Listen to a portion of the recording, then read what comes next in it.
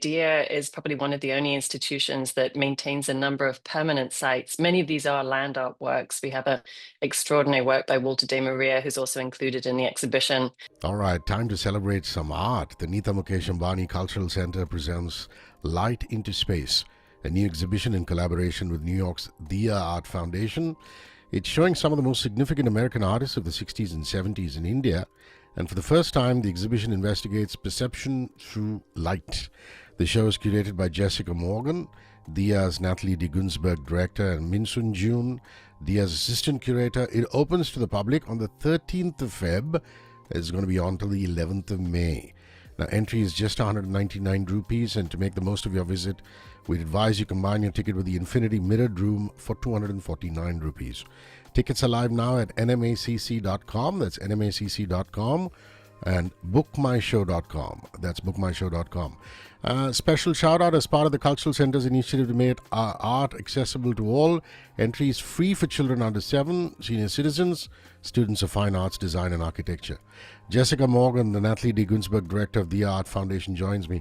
Hi, Jessica. Wonderful to talk to you. How are you doing this morning? I'm very well. Thank you so much for having me with you this morning. Explain the concept of Light into Space, which is the exhibition in the NMACC Art House, please.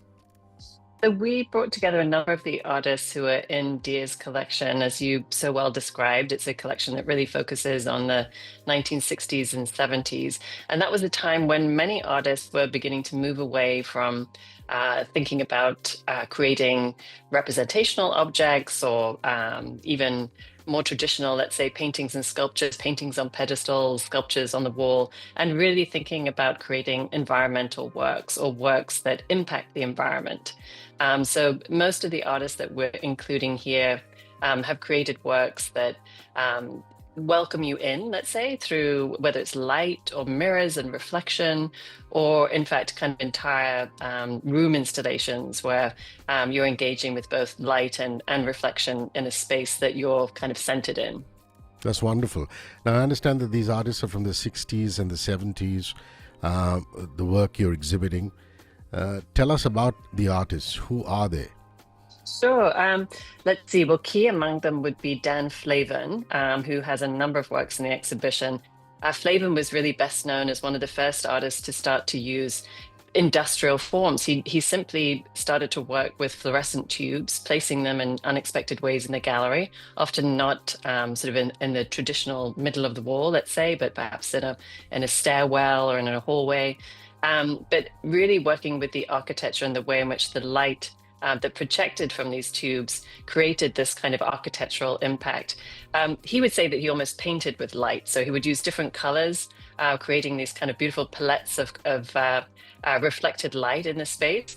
So Flavin is a very central figure in this exhibition. People will see a number of works by him. Mary Corse is another. Mary Corse is from the West Coast, part of what was known as the light and space movement. A number of artists were really exploring in that time the way in which, as Mary would say, quite literally trying to bring light into her paintings. So Mary's work includes these incredible, very large scale paintings that she has used on the surface microspheres, which are the things when we're driving at night and the lines of the road light up in your headlights. So she placed these on the canvas of the painting back in the late 60s to create this kind of incredibly beautiful impact on the surface of the painting. So as you walk past it, it kind of shimmers and changes according to your own perspective of the work. Also included is an artist called Robert Smithson. Smithson's known for his land art projects, so making these kind of incursions into the landscape. But here we're showing works where he brought the kind of visual optics into the space itself. So this incredible sort of mirrored piece that you look into that has a kind of completely sort of distorting impact on your vision. There are many others included, but that's just a little highlight of some of the key artists in the exhibition. That's wonderful. So essentially 7 American artists and 1 French artist that are displaying their wares. I'm very intrigued by the Dia Art Foundation, Jessica, because it's wonderful that you have these fixed installations and you also have traveling and touring installations like you have here in Mumbai City. I'd like you to tell us about its principal activities. You've obviously achieved a lot with the foundation. What do the team at Dia and yourself hope to keep achieving? It is a very unique place. Thank you for recognizing that. As you say, DIA is probably one of the only institutions that maintains a number of permanent sites. Many of these are land art works. We have a extraordinary work by Walter de Maria, who's also included in the exhibition, a piece called The Lightning Field, which is in a very remote part of the southwest of New Mexico. It's quite literally 500 poles stretching 1 mile by 1 kilometer. That creates this incredible sort of visual optics in the landscape in this very otherwise sort of very beautiful desert landscape. And that is the type of work that DIA has been doing since 1974. We just celebrated our 50th anniversary. So DIA was really founded as an institution, almost sometimes we call ourselves an anti-museum. The idea was to support artists with their wildest dreams. If they wanted to try and do it, we would try and support them in achieving that goal. But over time, of course, we've also gathered a collection, primarily focused on the artists that supported for these big projects. But in recent years, also incorporating a number of the artists that we continue to commission. So we still work with a younger generation, trying to also do the same thing and really sort of put our capacity and our ability to work with artists to create these very large scale and often very long-term projects. It's a fantastic team at DIA. I think everybody's very dedicated to the work we do. It is an unusual place.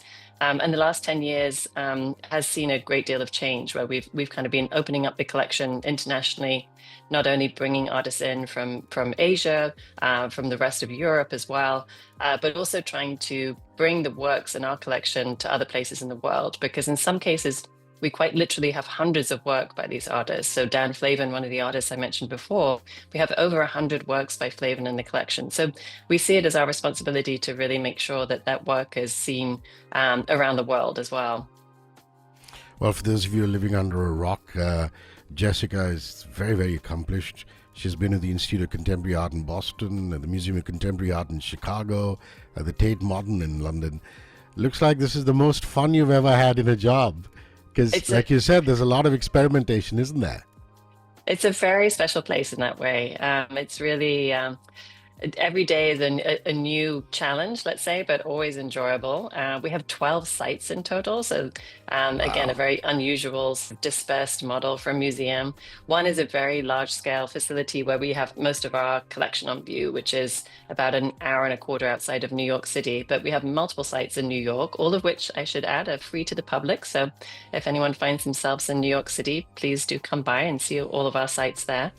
But it's really this the passion, I guess, at the heart of the institution for working with artists that I think drives all of us on. It's really the kind of, if you want to do it, we'll try and figure out how to do it, get it done. That I think is the sort of special spirit that DIA has carried over so many decades now. Tell us about your India experience, Jessica, at the NMACC. What are your feelings about the art house and this truly remarkable facility?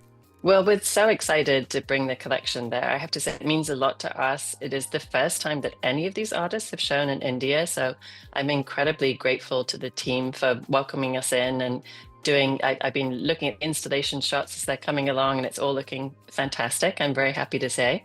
But we've been talking about this project for many years now. So it's really a thrill to see it finally come into being. And of course, we're really hoping that it will strike a chord with the public in Mumbai and in India who are visiting Mumbai, not to mention international visitors. So it's a big moment for us, certainly.